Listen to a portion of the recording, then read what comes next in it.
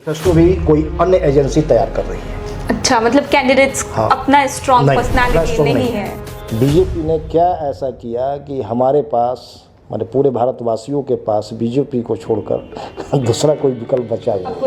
Opposition हमारा कुछ लोग हमें अप्रोच करेंगे तो उसमें से हम सेलेक्ट करेंगे कि किन के लिए हम काम करेंगे या नहीं बताइए कि अगर उनको मतदान इंडिया से जुड़ना हो तो उसको जुड़ने की प्रक्रिया क्या है, वो कैसे आपसे जुड़ सकते हैं? भारत के पूर्व राष्ट्रपति डॉक्टर एपीजे अब्दुल कलाम का कहना था, सपना वो नहीं जो हम सोते हुए देखते हैं, सपना वो है जो हमें सोने ना दे। और राजनीति में हर एक उम्मीदवार ऐसे ही किसी सपने के साथ मैदान में उतरता है। वो चुनाव जीतकर बदलाव लाने का सपना हो, या जनता की आवाज़ बनने का सपना हो, या अपने क्षेत्र में विकास करने का सपना हो। बट सवाल यह है कि क्या सिर्फ सपना और मेहनत काफ़ी है? शायद नहीं।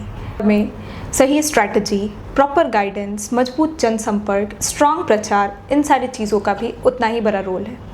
इन्हीं सारी चुनावी गतिविधि और उनसे रिलेटेड जितनी भी चुनौतियां हैं, इस मुद्दे पे बात करने के लिए हमारे साथ मौजूद है मतदान इंडिया से मिस्टर प्रकाश आनंद। उनसे हम जानेंगे मतदान इंडिया क्या है, उसका क्या उद्देश्य है, वो उम्मीदवारों की कैसे मदद कर सकते हैं, और साथ ही साथ आने वाली चुनाव में स्ट्रॉन्ग कैंपेनिंग टीम आपके लिए कैसे पावरफुल बन सकती है। Warm welcome to mister Prakash sir.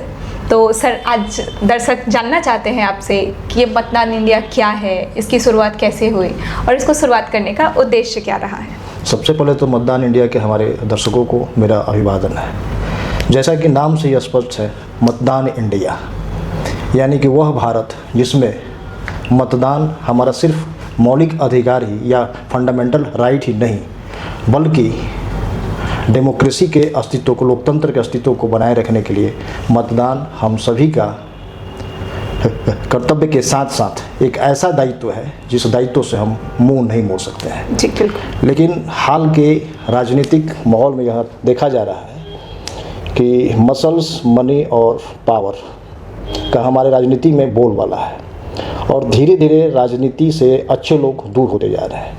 तो मतदान इंडिया इसी उद्देश्य के साथ शुरू की गई थी कि राजनीति में अच्छे लोग, पढ़े लिखे लोग आए। लेकिन जैसा अभी हाल ही में कुछ चुनाव में मैंने पाया कि कुछ अच्छे लोगों के आने के बावजूद भी जनता उन अच्छे लोगों के प्रति जागरूक नहीं है, या उन्हें ठीक से समझती नहीं है, जानती नहीं है। तो इसका खामियाजा अंततः जनता को ही भुगतना पड़ता है एक खराब उम्मीदवार को चयनित करने के बाद। जैसा कि एग्जाम्पल लिया जाए कि किसी लोकसभा क्षेत्र में या किसी विधानसभा क्षेत्र में या किसी पंचायत में 4 उम्मीदवार खड़े होते हैं। एक उम्मीदवार बाहर से पढ़कर लिखकर आता है, एक मैंने विजन के साथ आता है, और 3 उम्मीदवार स्थानीय हैं जो कि मनी और मसल्स का भी प्रयोग करते हैं, और लोग उन्हें पूर्व से ही जानते हैं। जी बिल्कुल। तो जो चौथा उम्मीदवार बाहर से पढ़ लिख के आया है, कुछ सपना विजन लेके आया है, बदलाव का विजन लेके आया है, लोगों तक वो अपनी बात को पहुंचाने में असमर्थ होता है, पहुंचा नहीं पाता है। तो वैसे कैंडिडेट के लिए हमने मतदान इंडिया को आरंभ किया है, शुरू किया है। ये तो बहुत अच्छा लगा सर जान के कि मतलब आपने 1-2 वर्ड यूज़ किया, जैसे अच्छे लोग। तो बेसिकली मतदान इंडिया कैसे उम्मीदवारों के लिए काम करती है, उन उम्मीदवार का कुछ कैरेक्टरिस्टिक फीचर्स, और या फिर मतदान इंडिया का विज़न। आपने कहा कि उम्मीदवार का विज़न जनता तक नहीं पहुंच पाता है, तो मतदान इंडिया का विज़न क्या है? आप कैसे काम करेंगे उन उम्मीदवारों की बात जनता तक पहुंचाने के लिए? जैसा कि आजकल सभी व्यवसाय में मार्केटिंग एक अहम भूमिका निभाती है, लेकिन मतदान इंडिया या मतदान इंडिया टीम की यह धारणा है कि राजनीति कोई व्यवसाय नहीं है।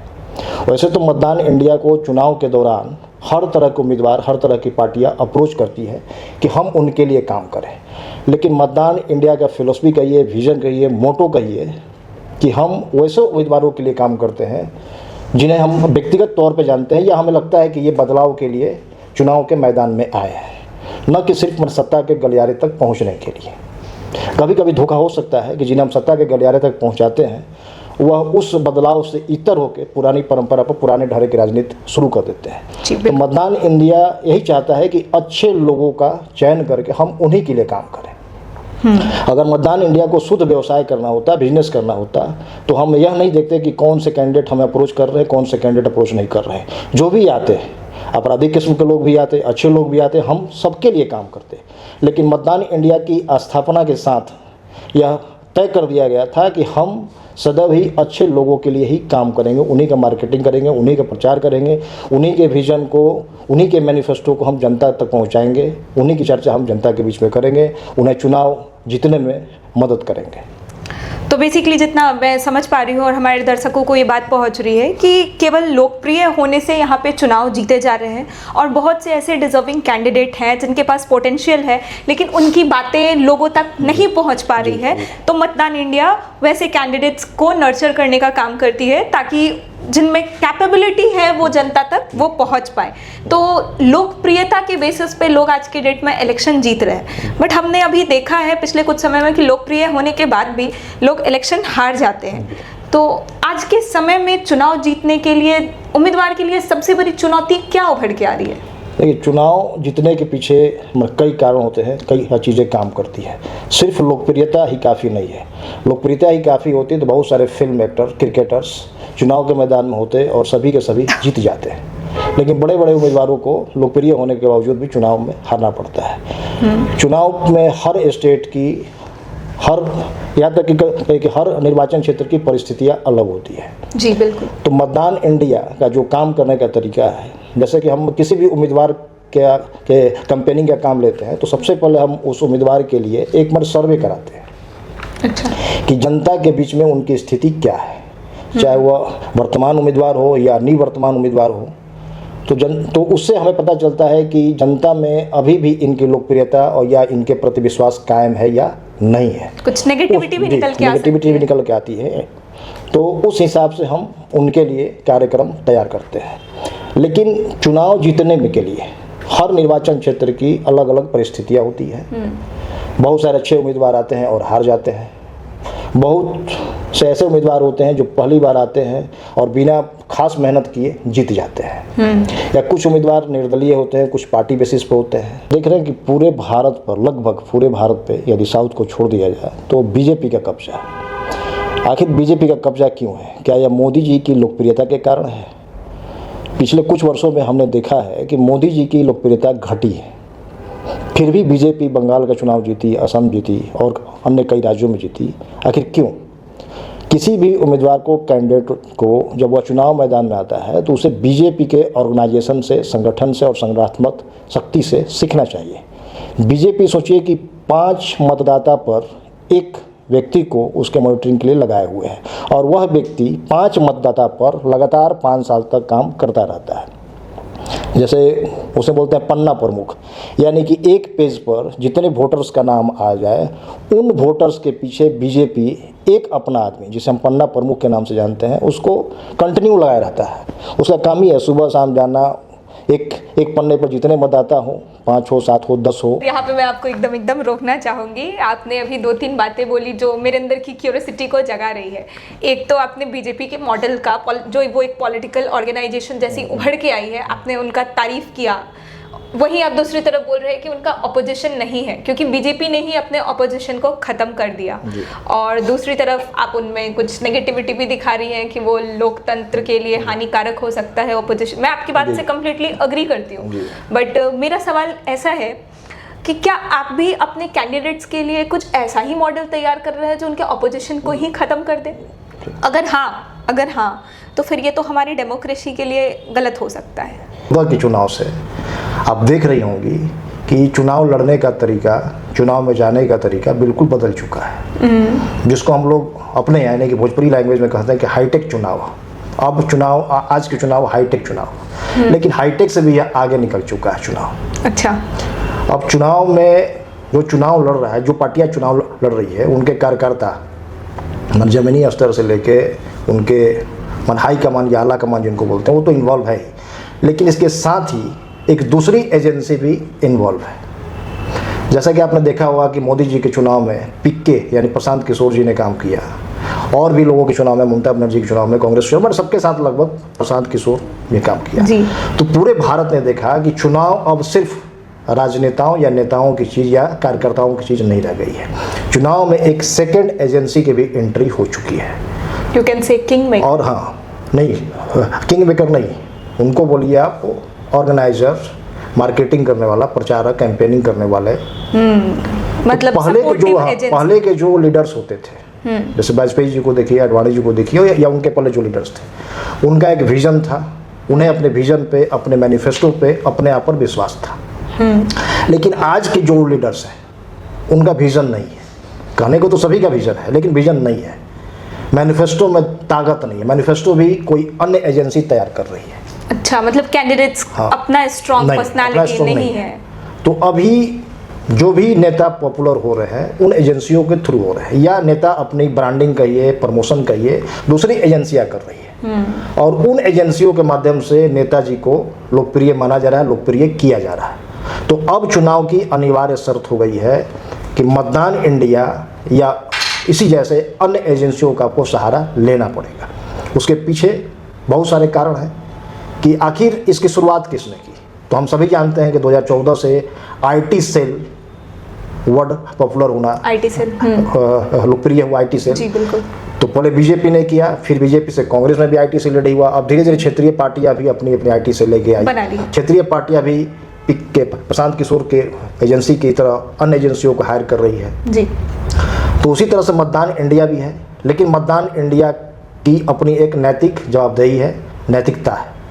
क्योंकि हम लोगों ने इसकी स्थापना ही की है एक आंदोलन के रूप में, न कि सिर्फ एजेंसी के रूप में, चुनाव जिताने वाले एजेंसी के रूप में नहीं। एक इसको हम आंदोलन मान के चल रहे हैं कि आने वाले समय में भारत की राजनीति बदलेगी। यहाँ तक कि आपने देखा कि उन एजेंसियों में मीडिया की भी भूमिका है।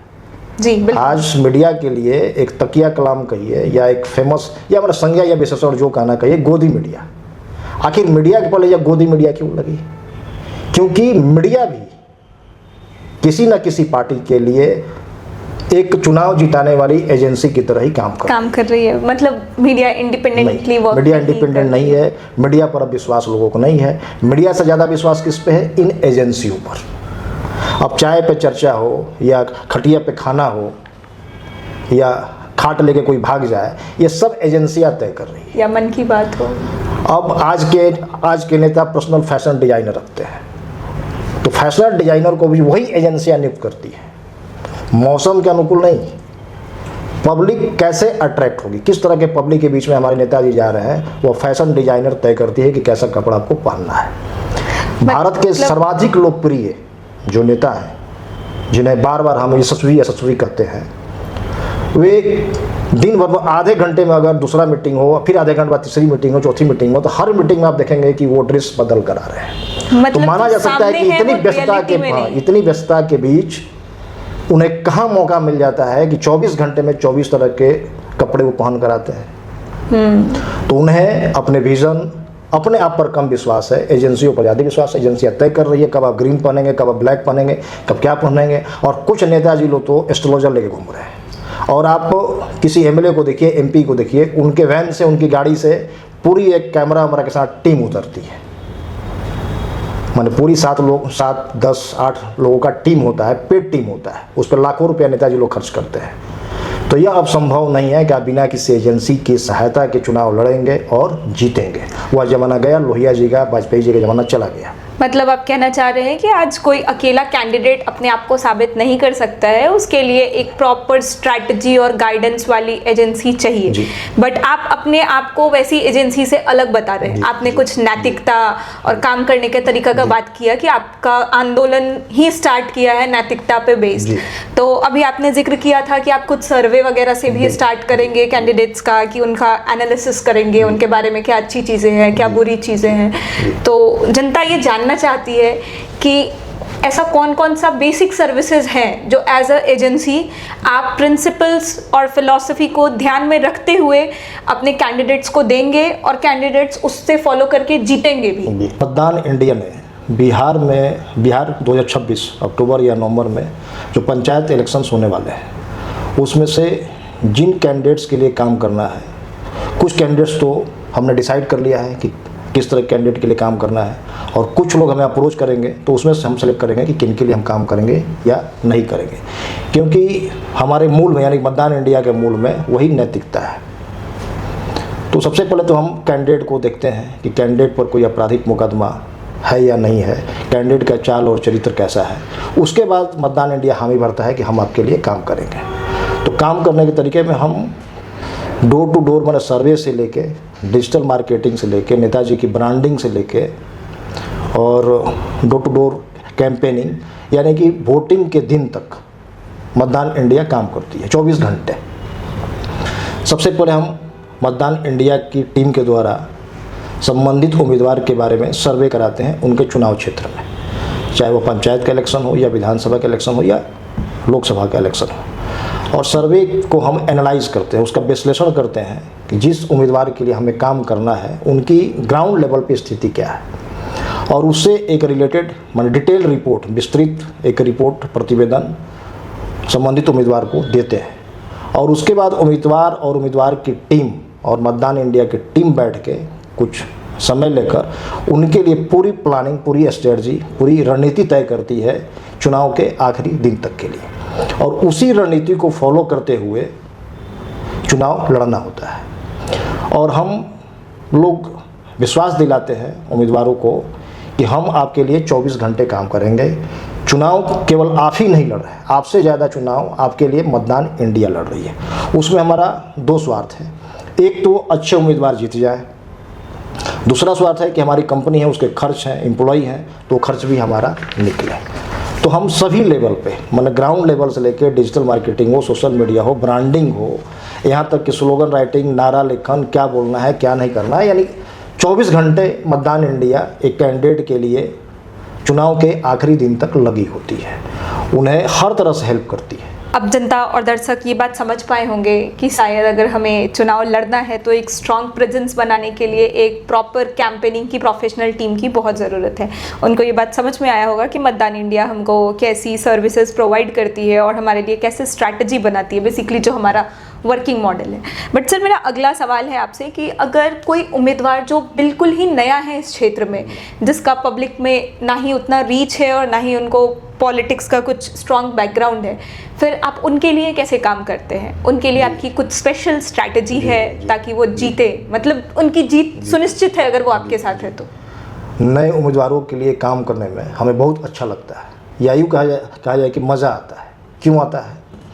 इसलिए कि पुराने जो उम्मीदवार होते हैं, कैंडिडेट होते हैं, जो 2-3 बार इलेक्शन जीत चुके हैं या बहुत कम मार्जिन से हारे हैं या हार भी चुके हैं, वे कहीं कहीं हमारे निर्देश को, इंस्ट्रक्शन को फॉलो नहीं करते हैं। इसलिए कई बार हमने देखा है फील्ड में कि वे लोग कहते हैं नहीं, हाँ ये नहीं होगा, ऐसे होगा तो अच्छा रहेगा, इसलिए कि मुझे अनुभव है 5 चुनाव लड़ने का, 3 चुनाव लड़ने का। लेकिन नए उम्मीदवार जो हमारे पास आते हैं तो सब कुछ हम लोग उनके लिए करते हैं, और वो फॉलो भी करते हैं। और वो फॉलो भी करते हैं। तो नए उम्मीदवार के साथ काम करना ज़्यादा आसान होता है। सबसे पहले तो हम नए उम्मीदवार को 2-4 दिन अपनी टीम के साथ बैठा के कुछ चीज़ों पे बात करते हैं, यानी कि एक तरह से प्रशिक्षित करते हैं कि आप पहली बार चुनाव में लड़ने जा रहे हैं, आपके सामने कौन कौन कैंडिडेट है, उनका चरित्र चाल कैसा है, क्या उनका फाइनेंशियल बैकग्राउंड है, मतलब क्या उनका ओरा, पूरा ओरा उनका क्या, अपोजिशन की पूरी एनालिसिस करते हैं। एनालिसिस करते हैं, उसमें भी टीम को लगाते हैं जी।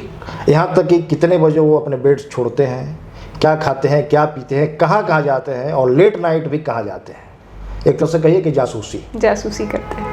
तो हमारी टीम ये काम करती है, उनके बारे में रिपोर्ट देती है, तब हम अपने उम्मीदवार के लिए फर्स्ट स्टेप लेते हैं कि अब हमें क्या करना है। उनको मैं बताता हूँ, जो नए उम्मीदवार हमसे जुड़ेंगे उनको हम बताते हैं कि अब आप क्या कीजिएगा, इसलिए कि अपने अपोनेंट्स को जानना अपने से ज़्यादा जरूरी, उसको उसके बारे में जानना जरूरी है। वो कहते हैं ना हिंदी में कि कभी दुश्मनों को कमज़ोर नहीं समझना चाहिए, तो उनके बारे में सब कुछ जानना, इसलिए कि हर चीज़ से कुछ ना कुछ निकलेगा। और 24 घंटे में एक व्यक्ति के 1000 चरित्र होते हैं। जी बिल्कुल। एक ही व्यक्ति एक समय में साधु होता है, दूसरे समय में पिता होता है, पति होता है, तीसरे समय में कुछ और होता है। तो जरूरी है कि 24 घंटा में इनका 24 चरित्र है, तो 24 चरित्र के बारे में हम जानें, वो किस रोल में कैसे हैं, उनसे हमको उनका पॉजिटिव नेगेटिव सारे पॉइंट्स निकल के आएंगे। उसके बाद हम अपने मतदान इंडिया से जो उम्मीदवार जुड़ते हैं, नए उम्मीदवार, उनके लिए काम स्टार्ट करते हैं, और आखिरी दिन तक, चुनाव मान इलेक्शन डे यानी मतदान के दिन तक हम 24 घंटा उनके लिए लगे रहते हैं। हमारी पूरी टीम लगी रहती है। जैसे आप पर्दे पे सलमान खान या शाहरुख खान को देखते हैं तो बहुत अच्छे दिखते हैं, लेकिन रियल लाइफ में देखा जाए तो उतने अच्छे नहीं दिखते हैं। चेहरे पर झुर्रियाँ पड़ी हुई है, बाल पूरे सफ़ेद हो गई है, लेकिन सलमान खान के पीछे 1000 लोग काम करते हैं, तब वो पर्दे पे 1 सेकंड के लिए 2 सेकंड का अच्छे दिखते हैं। तो वो सलमान तो अगर आपके देश के यशस्वी नेता चमक रहे हैं तो उनके पीछे लाखों लोग काम कर रहे हैं। पहले के चुनाव कार्यकर्ताओं पर आधारित होती थी, क्योंकि कार्यकर्ता समर्पित होते थे, लेकिन धीरे धीरे कार्यकर्ताओं ने देख लिया कि हमारे नेताजी देश के लिए या हमारे लिए सत्ता में नहीं आए हैं, वे अपने लिए आए हैं। तो कार्यकर्ता धीरे धीरे कटते गए और आज भारत की सबसे जो बड़ी पार्टी है वह अपने कार्यकर्ताओं को इसी वजह से कुछ भुगतान भी करती है बैकडोर से, यानी प्रखंड लेवल हो या वार्ड लेवल तक के कार्यकर्ता को भी किसी न किसी माध्यम से भुगतान करती है। बाकी पार्टियों के पास इतनी फंडिंग नहीं है कि वो कर सके। तो मेरा कहने का मतलब कि कार्यकर्ता आधारित पार्टियां अब नहीं है, ख़त्म हो चुकी है। तो अब हर व्यक्ति हो या पार्टी हो जिन्हें इलेक्शन के मैदान में उतरना है, उन्हें हम जैसे एजेंसियों की सहायता या मदद लेनी पड़ती है। ये कॉमन हो गया, मतलब ये पूरा पॉलिटिकल एजेंडा हो गई है। हाँ, पॉलिटिकल स्ट्रैटेजी ही हो गई है। वो कहते ना कंपटीशन का माध्यम, इसलिए आपके पास कार्यकर्ता है नहीं। पहले लोग कार्यकर्ता होते थे, अब नहीं है। अब लोग उतने फ्री भी नहीं है, तो उसके जगह आप किसको लेके आएंगे? तो एजेंसीज, प्राइवेट एजेंसियों को ले जाएंगे। प्राइवेट एजेंसी ह्यूमन रिसोर्सेज आपको उपलब्ध कराएगी बाकी चीज़ों के साथ, इसलिए आपके पास कार्यकर्ता है नहीं। मुझे काफ़ी अच्छी लगी और मुझे और साथ ही हमारे साथ जुड़े सारी जनता को ये बात काफ़ी अच्छी लग रही हुई कि हमारे पास कोई नए उम्मीदवार है, कोई फ्रेश कैंडिडेट है जिनका ना कोई पुराना स्ट्रॉन्ग बैकग्राउंड है, ना ही कोई बहुत बड़ा एक्सपीरियंस है, और उनको अपनी छवि लोगों तक पहुँचानी है। तो मतदान इंडिया ये सुनिश्चित करती है कि वो अपने आप को झोंक देगी उनका सही पिक्चर पर्सनालिटी डेवलपमेंट में और जीत तक उनके साथ खड़ी रहेगी, अगर मैं सही समझ रही हूँ तो। जैसे फिल्मों में किसी नए कलाकार की लॉन्चिंग होती है, उसी तरह से हम लोग भी नए उम्मीदवार को लॉन्च करते हैं, और लॉन्चिंग के पहले बहुत सारा वर्क होता है जो मैं आपकी इस पॉडकास्ट में समय कम होने के कारण पूरी प्रक्रिया नहीं बता सकता हूँ। लेकिन आप इतना समझ लीजिए कि एक मुखिया जी को, यदि नए उम्मीदवार मुखिया जी हैं, मुखिया ये ग्राम पंचायत का इलेक्शन लड़ रहे हैं, तो उनके लिए भी कम से कम 300 लोग लगेंगे। 300 लोग लग के तब उन्हें लॉन्च करेंगे, और आखिरी दिन तक यानी कि मतदान के दिन तक यह संख्या बढ़ सकती है, घटेगी नहीं। 300 से लेकर 500 लोग काम करेंगे। ग्राउंड लेवल से लेकर office, war room, election war room, जो भी होता है सब जगह काम करेंगे, तब उनकी लॉन्चिंग होगी, उनकी बातें आम जनता तक पहुंचेगी। बहुत ही सेटिस्फैक्टरी लगा कि हमारे सामने कोई एक एजेंसी ऐसी उभरती हुई जो कैंडिडेट्स हैं, जो नए कैंडिडेट्स हैं, उनके लिए भी काम करती है। वो अपना बिजनेस छोड़ के मतदान इंडिया प्रिंसिपल्स और नैतिकता की बातें कर रही है, अच्छी लीडरशिप को लेके सामने आ रही है। और जितना मेरा पर्सनल मानना है कि एक अच्छे नेशन के बिल्डअप के लिए एक अच्छे लीडरशिप का ग्रो होना काफ़ी ज़्यादा ज़रूरी है। तो ये चीज़ें काफ़ी अच्छी लगी सर आपसे जानकारी लेके। बट जैसे वीडियो अंत की तरफ जा रहा है, मैं चाहती हूँ कि आप थोड़ा सा और समय निकाल के हमारे जनता को बताइए कि अगर उनको मतदान इंडिया से जुड़ना हो तो उसको जुड़ने की प्रक्रिया क्या है, वो कैसे आपसे जुड़ सकते हैं? जुड़ने की प्रक्रिया बहुत ही सिंपल है कि आप सोशल मीडिया के द्वारा हमारा कॉन्टैक्ट नंबर प्राप्त कर सकते हैं, ईमेल आईडी प्राप्त कर सकते हैं, और मैं यहाँ आपके पॉडकास्ट में भी अपना नंबर छोड़ के जाऊँगा, जिसे आप अपने दर्शकों के लिए लगा सकते हैं। उस नंबर के द्वारा भी हमें कॉल करके कोई भी उम्मीदवार जिन्हें चुनाव में हमारी सहायता की जरूरत हो, सहयोग की जरूरत हो, जुड़ सकता है। मतलब बहुत सिंपल प्रोसेस है आपके पास जुड़ने के लिए। आराम से गूगल पे हम मतदान इंडिया पे सर्च कर सकते हैं, और फिर आपके रजिस्टर्ड ऑफिस पे भी आपके मिल सकते हैं, या मोबाइल नंबर के थ्रू भी लोग कांटेक्ट कर सकते हैं। बस दैट सिंपल। और आगे चलिए, बहुत बहुत धन्यवाद आपको भी। बहुत अच्छा लगा सर आपके साथ जुड़ के, और सबसे अच्छी बात रही कि इतना आसान प्रक्रिया है जुड़ने का, कि कोई बड़ा प्रोसेस नहीं है। आराम से जिनको भी अप्रोच करना हो इलेक्शन जीतने के लिए, स्ट्रैटेजी के लिए, प्रॉपर गाइडेंस के लिए, एनीबॉडी जिनको चाहिए कि हमारी जीत सुनिश्चित हो, तो please contact to mister Prakash sir और Matdaan India and team. Thank you so much हमारे साथ जुड़े रहने के लिए। बहुत बहुत धन्यवाद। Thank you so much sir.